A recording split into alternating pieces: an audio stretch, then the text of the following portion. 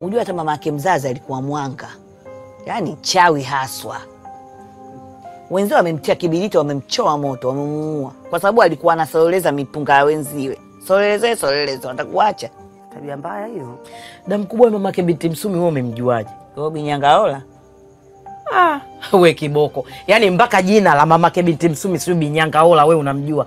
Mwenzetu umemjuaje? Sasa jina tu. Mama yake alikuwa na kinundu hapa kama kitovu cha mtoto hapa. Ukimtizama anakuambia watoto wake ndio walikuwa wanamuweza, hawamuogopi, lakini mtu kama mimi unakuwa yani unakimbia unamuogopa, anatisha. Mimi nilimuona wakati baba anaenda kuoa, uenda kumuoa huyo mwanamke. Na kuchelewa sasa. Alipomuoa tu akuchelewa. Wenzao wamemuua, chezea wanga wenzie ni.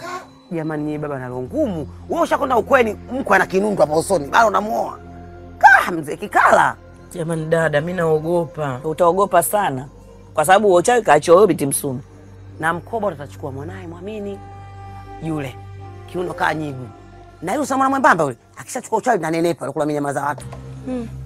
Kazi tunayo huko ndani. Binti Msumi huyo.